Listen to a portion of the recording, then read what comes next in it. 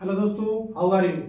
आशा करता हूँ आप सभी बहुत अच्छा होंगे और अपनी परीक्षा की तैयारी बहुत अच्छे से करें।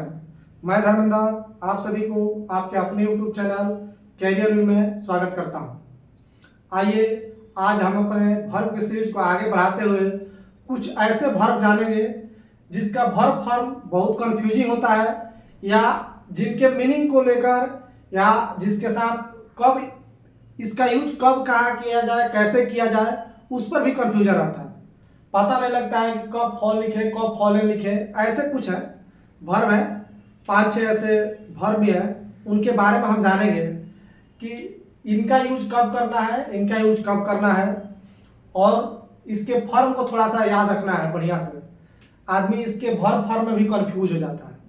तो आज उन्हीं सब चीज़ों को समझेंगे जहाँ से हमारे परीक्षाओं में भी क्वेश्चन देखने को मिलते हैं।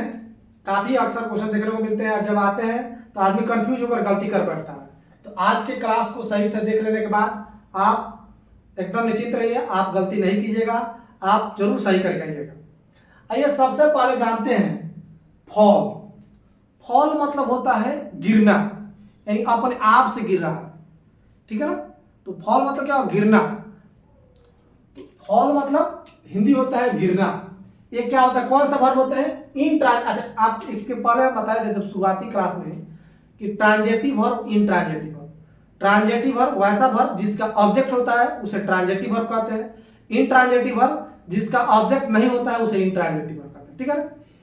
तो वह वर्ब जिसका अपना ऑब्जेक्ट होगा उसे ट्रांजेटिव वर्ब कहेंगे, जिसका अपना ऑब्जेक्ट नहीं होगा उसे इन ट्रांजेटिव वर्ब कहेंगे। तो जो फॉल होता है ना, जिसका मतलब होता है गिरना, वो कौन सा वर्ब होता है, इन ट्रांजिटिव वर्ब। इसका कोई अपना ऑब्जेक्ट नहीं होता है।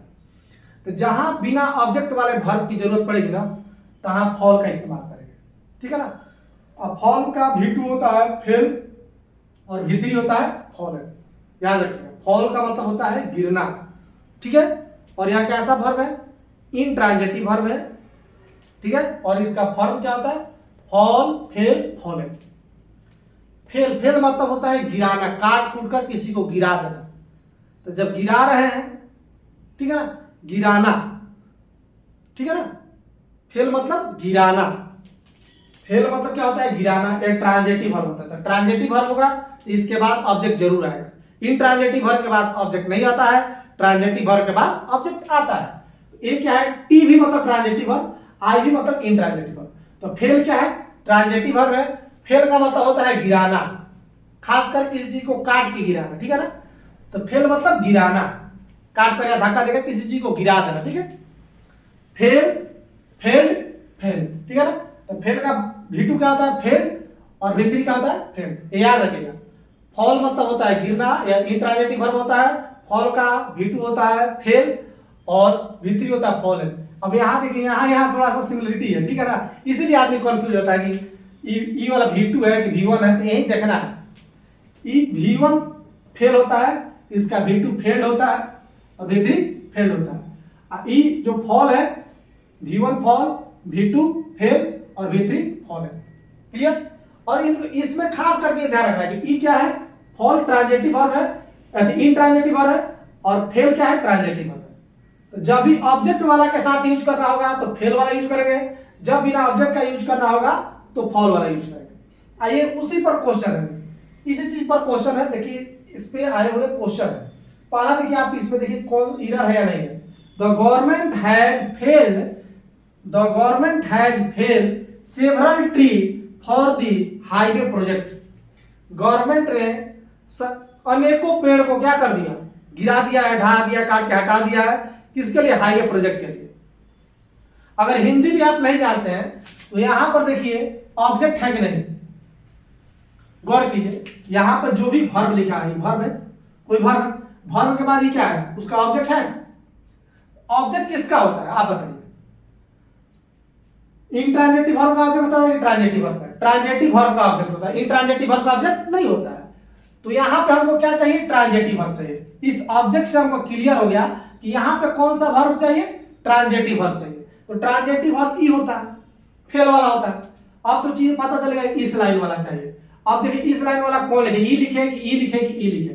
तो आप लोग जानते हैं कि कौन सा टेंस है, प्रेजेंट परफेक्ट टेंस है कि नहीं।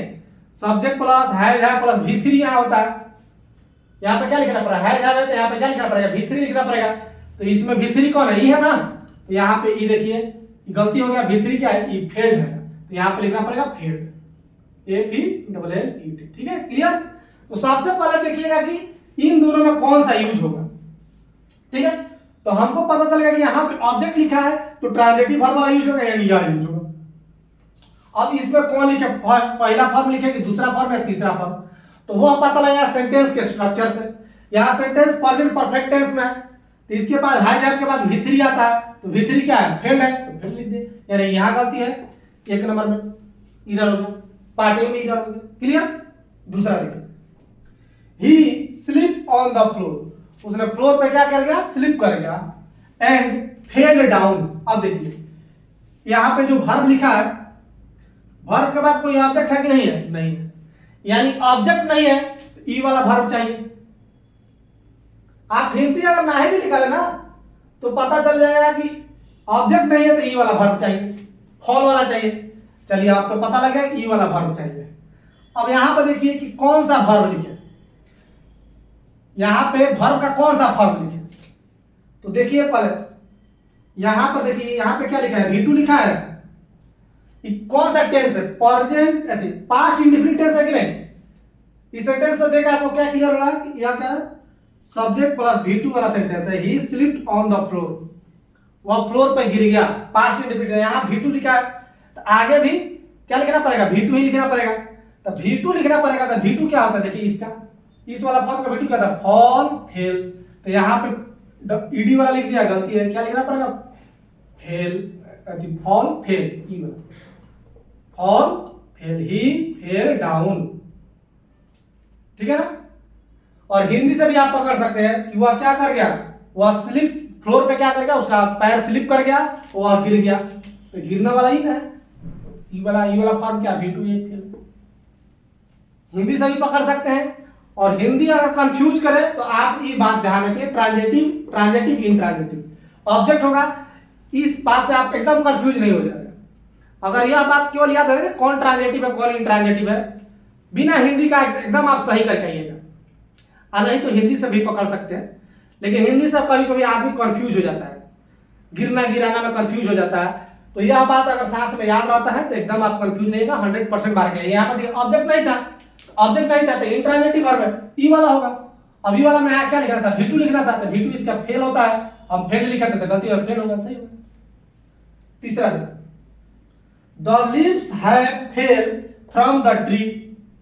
अब यहां पर देखिए फेल लिखे, इसके बाद इस वर्ब के बाद ऑब्जेक्ट है नहीं है, यहां देखिए प्रीपोजिशन है, फ्रॉम प्रीपोजिशन है, इसके बाद फेल के बाद कहां है इसका ऑब्जेक्ट, यहां तो फ्रॉम ट्री हो गया।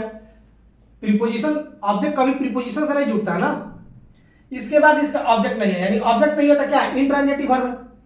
तो इंट्रांजिटिव वर्ब कौन होता है, ई वाला होता है कि ई वाला, ये इंट्रांजिटिव वर्ब यानी फॉल फेल फॉलन वाला होना चाहिए। तो आप देखिए यहां पे क्या लिखे, तो द ट्री हैव के बाद क्या आता है, V3 आता है ना। तो V3 क्या है, इन है, फॉलन, ये क्या है, परफेक्ट टेंस है, ट्रीज लीव्स हैव। अब बताइए V3 लिखना है ना, हैव के बाद क्या है इसका, V3। तो V3 क्या है, फेल है कि फॉलन है, फॉलन है, तो फेल लिख कर गलती करती है, फॉलन लिखना पड़ेगा। ठीक है ना। तो the leaves have fallen from the tree. Clear, कितना आसान है, खाली देखना है कि इसके बाद ऑब्जेक्ट है कि नहीं। ऑब्जेक्ट है तो ट्रांजिटिव वर्ब ई वाला फॉर्म लगेगा, ऑब्जेक्ट नहीं है तो इंट्रांजिटिव है तो ई वाला फॉर्म लगेगा। इतना सिंपल बात ध्यान रखिएगा, एकदम आसानी से बात करिएगा। जैसे यहां पर देखिए, the old banyan tree had, the old banyan tree was dashed by the storm। Old banyan tree को स्ट्रोम के द्वारा गिरा दिया गया। तो हिंदी से भी कर सकते हैं, या नहीं तो देखिए पैसिव बनाया हुआ है ना, यहाँ पे देखिए 22 है।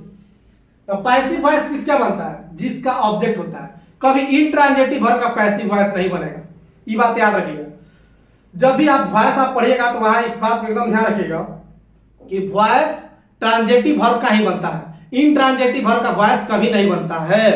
यानी यहां देखिए पैसिव वॉइस में लिखा गया है ना, तो यानी क्या है कि यहाँ ट्रांजिटिव वर्ब वाला है, यानी ई वाला, ई वाला फेल फेल्ड फेल्ड वाला है। अब तो हमको पता चल गया कि ई वाला फॉर्म है। अब देखिए यहाँ पे ट्रांजिटिव वर्ब में क्या लिखा है, पता चल गया कि हमारे यहाँ पे वॉइस है तो ट्रांजिटिव वर्ब वाला होगा। क्लियर। पता ही चल गया। अब देखिए इसमें कौन सा फॉर्म लिखे, अब बताइए, यहाँ वाज लिखा है ना, अब बताइए वॉइस में हमेशा कौन सा फॉर्म लिखा जाता है? वॉइस में तो एकदम बात ही क्लियर आता है कि पैसिव वॉइस में हमेशा वर्ब थ्री लिखा जाता है। तो वर्ब थ्री क्या है? ये ना है फेल्ड।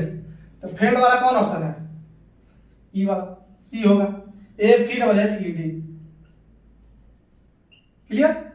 आप देख लीजिए कि अब वॉइस में है, पैसिव वॉइस में है, तो पैसिव वॉइस किसका बनता है? ट्रांजिटिव वर्ब का ही बनता है, दूसरा किसी का नहीं बनेगा, यानी ई वाला होगा ट्रांजिटिव वर्ब वाला। अब बताइए पैसिव वॉइस में हमेशा किस फॉर्म को लिखा जाता है? तीसरा फॉर्म को लिखा जाता है, तो V3 ई वाला या फेल्ड वाला। तो यहाँ पे कौन सा? सी नंबर ऑप्शन है, फेल्ड। क्लियर?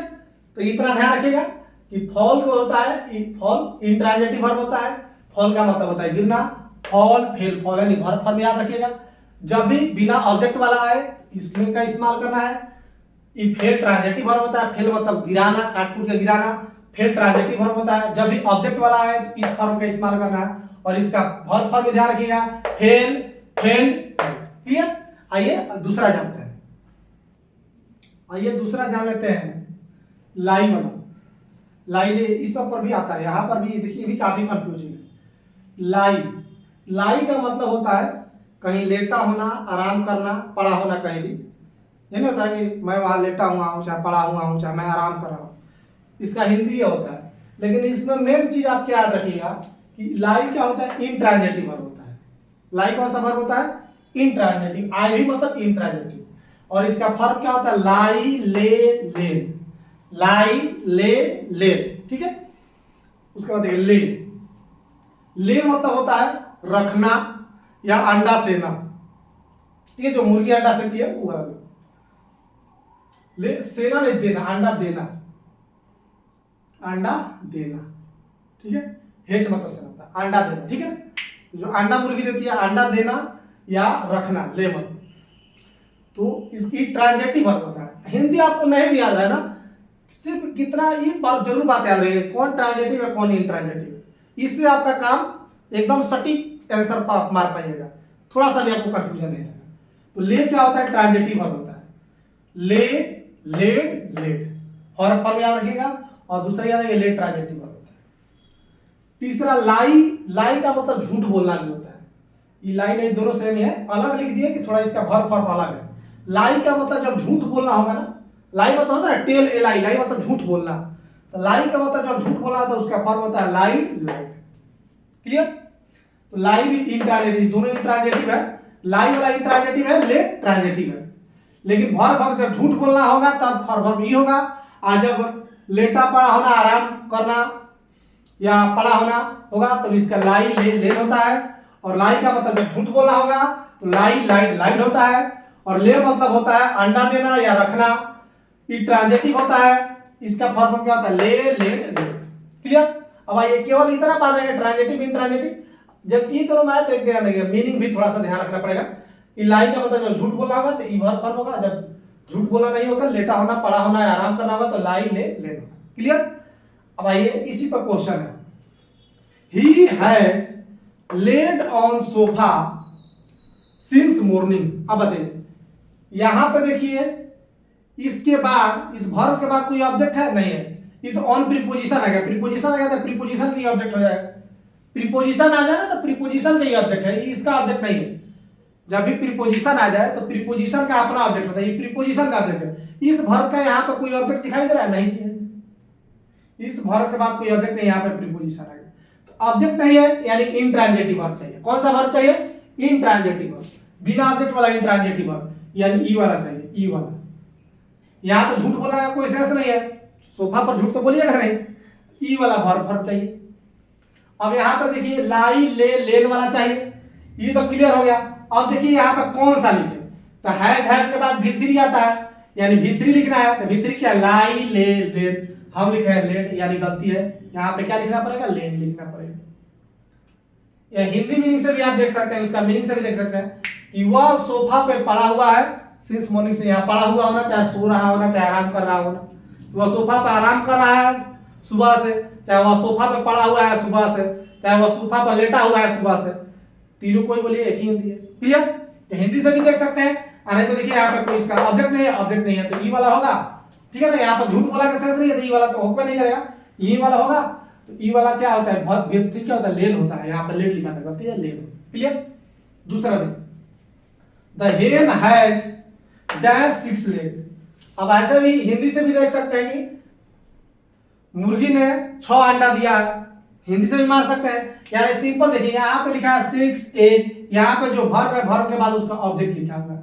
ऑब्जेक्ट किसका आता है, ट्रांजिटिव वर्ब का आता है, ट्रांजिटिव वर्ब का आता है। तो ट्रांजिटिव वर्ब ही वाला है, ले, लेड, लेड, तो यहाँ पे ले वाला होगा।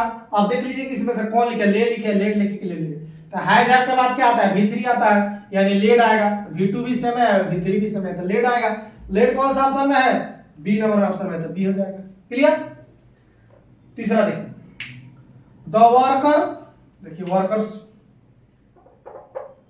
ERS, the workers dash the carpet on the floor and dash down to the rest। अब यहां ध्यान देखिए, क्या तो आप हिंदी से चलिए या नहीं तो देखिए कि देखिए यहां पे जो वर्ब लिखना है उसके बाद ऑब्जेक्ट है, उसके बाद क्या है, ऑब्जेक्ट है। तो ऑब्जेक्ट है तो कौन सा वर्ब ट्रांजिटिव होता है, ऑब्जेक्ट किसका होता है, ट्रांजिटिव वर्ब का नहीं होता है, यानी ई वाला वर्ब होना चाहिए, ले, लेट, लेट। अब ले वाला लिखना है, अब इसमें से देखिए ले लिखे कि लेट लिखे कि लेट लिखे, क्या लिखे था, वर्ब फॉर्म चूज कीजिए पहले। यहाँ पे देखिए सब्जेक्ट, अब सब्जेक्ट के बाद यदि आप V1 लिखना चाहते हैं तो V1 वाला कोई ऑप्शन तो है नहीं, V1 लिख देगी, V1 लिखे तो यहाँ पर V1 लिखना पड़ेगा, तो यहाँ पर भी एंड से जुड़ा हुआ है, तो V1 अगर यहाँ पर भी लिखिएगा तो V1 यहाँ पर भी लिखना पड़ेगा। तो आपको देखना पड़ेगा कि अगर V1 लिखे हम, अगर मान लीजिए ले लिख दे रहे हैं कि चलिए ले लिख दिए कि the worker lay the carpet on the floor, कि वर्कर कारपेट बिछाए, ठीक है ना, कारपेट रख दिए, बिछा दिए on the floor and dash down to rest. अब यहाँ पर देखिए इसके बाद तो ऑब्जेक्ट नहीं, इसके बाद प्रीपोजिशन है, यानी ई वाला लिखना पड़ेगा, लाई वाला। अब लाई वाला यहाँ पे यदि भी फॉर्म लिखेंगे तो यहाँ पर भी फॉर्म लिखना पड़ेगा, यहाँ पर भी लाई लिखना पड़ेगा। तो ऐसा देखिए इस चारों ऑप्शन में दूसरा में कहीं लाई है, यहाँ पर भी ले है, यहाँ लेड है, यहाँ लेड है, यहाँ ले है, दूसरा में तो कहीं लाई है नहीं, यानी V1 नहीं होगा। तो जब जानते हैं कि सब्जेक्ट के पास जब V1 नहीं होता है तो प्रेजेंट इंडेफिनिट नहीं है, तो पास्ट इंडेफिनिट वाला V2 वाला होगा, यानी V2 वाला कौन है, ले, लेड वाला। अब तो हमको पता चल गया कि V2 होगा, तो यहाँ पर तो लेड, यहाँ पर क्या होगा, लेड होगा। अब क्लियर हो गया, यहाँ पर लेड होगा, यहाँ पर भी V2 होगा, तो यहाँ पर भी इंट्रांजिटिव वाला V2 होगा, तो इंट्रांजिटिव वाला V2 क्या है, लाई, ले, तो इंट्रांजिटिव वाला V2 क्या होगा, ले। अब देखिए कौन सा ऑप्शन में है, लेड और ले, लेड और ले, ये ऑप्शन में है, ये हो गया। क्लियर, कितना आसान है ये। आप देखें यहाँ पर भाई ऑब्जेक्ट है, तो ऑब्जेक्ट वाला चाहिए तो ले वाला चाहिए, तो ठीक है ले वाला, तो V1 V2 कुछ भी लिख सकते हैं। तो आगे के कहानी से क्लियर होगा, अगर यहाँ V1 लिखते हैं तो एंड से जुड़ा है, तो यहाँ भी V1 लिखना पड़ेगा। तो यहाँ पे V1 लाई वाला देखिए, ये तो इंट्रांजिटिव यहाँ लिखना है, तो लाई वाला यहाँ V1 लिखेंगे तो कोई ऑप्शन ही नहीं है हमारे पास, दूसरा में कहीं लाई है नहीं, ऑप्शन नहीं, यानी V2 ही लिखना पड़ेगा। तो V2, इसका V2 क्या होता है, लेड होता है, तो यहाँ पर लेड हो गया। अब यहाँ पर भी V2 लिखना पड़ेगा, तो यहाँ पे इंट्रांजिटिव का V2 लिखना है, तो इंट्रांजिटिव का लाई, ले होता है, तो यहाँ पे ले लिख दिए, हमारा ऑप्शन क्लियर हो गया, लेड और ले। क्लियर, कितना आसान है। देखिए आइए अब चौथा, the boy dash to his teacher yesterday. अब आप यहाँ पर देखिए, यहाँ पर तो वर्ब लिखना है, वर्ब के बाद टू लग गया, यानी ये तो प्रीपोजिशन का ऑब्जेक्ट है, इसका ऑब्जेक्ट नहीं है, यानी इंट्रांजिटिव का तो ई होगा, नहीं तो ई होगा। अब मीनिंग देखिए, ले मतलब होता है, लाई मतलब दोनों होता है, लेटा होना, परा होना, आराम होना और झूठ बोलना। इंट्रांजिटिव में यहाँ पर देखिए कौन सा किसका सेंस बताए कि बॉय लेटा हुआ था इसके टीचर के प्रति यस्टरडे, ऐसा कि बॉय झूठ बोला अपने टीचर से कल। यहाँ झूठ बोलने वाला सही बैठ रहा है, टीचर के प्रति थोड़ा कोई लेटा हुआ रहता है, टीचर से कोई थोड़ा लेटा रहता है, बिछाना पर लेटे रहिएगा, जमीन पर लेटे रहिएगा या आराम कीजिएगा, टीचर से कैसे लेटे रहिएगा। तो यहाँ पे हमको झूठ बोलने वाला सेंस देना है, यानी लाई, लाइड, लाइड। अब यहाँ पर देखिए, अगर पहला फॉर्म लिखेंगे तो बॉय सिंगुलर है, तो एस लगा के लिखना पड़ेगा, एस वाला तो कोई है नहीं, तो हमको कौन सा लिखना है, लाई, लाइड, लाइड, यानी V2 लिखना है। तो लाइड क्या होगा, लाई, V2 क्या होता है, लाइड। कौन सा ऑप्शन है, ले, लेड, तीसरा ऑप्शन लाइड है, लाइड हो जाएगा, यहाँ पे क्या हो जाएगा, लाइड। क्लियर, समझ में आया ना। क्यों, क्योंकि यहाँ पे हमको झूठ बोलने वाला सेंस देना है, तो झूठ बोलने वाला का लाइव होता है, लाइव लाइट लाइट। तो हमको क्या चाहिए यहाँ पे V2 ना चाहिए, सब्जेक्ट के बाद V1 लिख सकते हैं, लेकिन उसके बाद एस वाला, तो एस वाला कोई ऑप्शन नहीं ना है, क्योंकि सिंगुलर है तो एस लगा कर लिखना पड़ेगा ना, लाइज लिखना पड़ता है, लाइज कोई ऑप्शन है नहीं है, तो V2 लिखना पड़ेगा। V2 क्या होता है, लाइव होता है। आइए तीसरा कंफ्यूजिंग हम वर्ब जान लेते हैं। यहाँ है राइज। राइज का मतलब क्या होता है, राइज मतलब होता है जैसे सूरज का उगना या किसी चीज का बढ़ना। राइज मतलब बढ़ना या सूरज भगवान का उदय होना, उगना, वही लिख रहे हैं। राइज का मतलब उगना या बढ़ना। खास करके यह बात ध्यान रखना है कि राइज क्या होता है, इंट्रांजिटिव वर्ब होता है, ठीक है ना। राइज क्या होता है, इंट्रांजिटिव वर्ब होता है। राइज का वर्ब फॉर्म याद रखेगा, राइज रोज राइजर।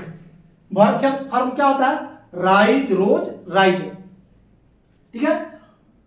यह बात, दो चीज बात याद रखना है कि कौन ट्रांजिटिव है कौन इंट्रांजिटिव है और उसका वर्ब फॉर्म क्या होता है। तो राइज का मतलब होता है उदय होना या बढ़ना, राइज इंट्रांजिटिव वर्ब होता है, और राइज रोज राइजर होता है, ठीक है। दूसरा ये रेज। रेज मतलब होता है उठाना, कोई चीज को उठाना या हाथ उठाना या कोई चीज उठाना, तो रेज मतलब उठाना। यह क्या होता है, ट्रांजिटिव वर्ब होता है। इसका V2 होता है रेज्ड, रेज्ड। क्लियर। अब इसी पर क्वेश्चन देखिए, कौन ट्रांजिटिव इंट्रांजिटिव से ही आपका काम चल जाएगा, ठीक है। या हिंदी याद है तो उससे भी काम चला सकते हैं, लेकिन सबसे सटीक रहेगा ट्रांजिटिव इंट्रांजिटिव, जरूर याद रखिएगा। इससे आपके परीक्षा में थोड़ा सा भी कंफ्यूजन नहीं होगा। अब इसको देखिए, पहला क्वेश्चन देखिए, द प्राइसेस ऑफ वेजिटेबल है रेज शार्पली दिस मंथ। अब देखिए यहां पे जो वर्ब लिखा है, जो वर्ब लिखा है राइज रेज वाला, रेज, इसके बाद ऑब्जेक्ट है। रेज के बाद ऑब्जेक्ट कहां है, यहां पे शार्पली एडवर्ब है और दिस मंथ भी एडवर्ब है। यहां पे इसका ऑब्जेक्ट तो लिखा नहीं है कि रेज क्या बढ़ा, कुछ तो लिखा नहीं है, उसका ऑब्जेक्ट नहीं लिखा है। तो ऑब्जेक्ट नहीं लिखा है तो ई वाला होगा नहीं, क्योंकि यह ट्रांजिटिव होता है। रेज जब लिख रहा है तो यहां ट्रांजिटिव यानी ऑब्जेक्ट यहां होना चाहिए। रेज कब लिख सकते हैं, ट्रांजिटिव वर्ब है भाई, इसका ऑब्जेक्ट चाहिए। यहां पर रेज के बाद ऑब्जेक्ट है नहीं, यानी गलती है। यहां इंट्रांजिटिव वाला लिखना है, हम ट्रांजिटिव वाला लिख दिए, यानी यहां रेज गलती हो गया, यहां ई वाला लिखना पड़ेगा इंट्रांजिटिव। इंट्रांजिटिव है के बाद V3 होता है, क्या होता है, राइज रोज राइजन होता है, तो राइजन लिखना पड़ेगा, RISE, ठीक है ना। हिंदी से भी आप लिखा सकते हैं कि वेजिटेबल का प्राइस बहुत तेजी से इस महीना में बढ़ा हुआ है। यहां उठाना का बात है, बहुत तेजी से बढ़ा हुआ है, वेजिटेबल का प्राइस बहुत तेजी से बढ़ा है। अब हिंदी में उठाना से कंफ्यूज हो सकता है, लेकिन यहां पर हिंदी से भी आप लिखा सकते हैं कि बहुत तेजी से बढ़ा हुआ है।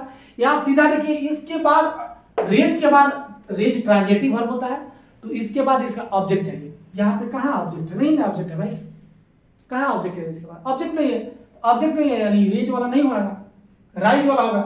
तो राइज वाला लिखना पर rise rose rise and V3 क्या होता है, राइज होता है, राइज लिखना। क्लियर।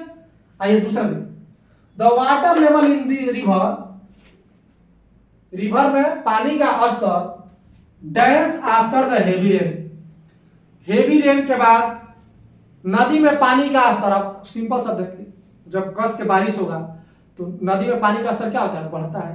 तो हिंदी से भी बढ़ना किसमें होता है भाई, इसका होता है। आप हिंदी से भी मार सकते हैं।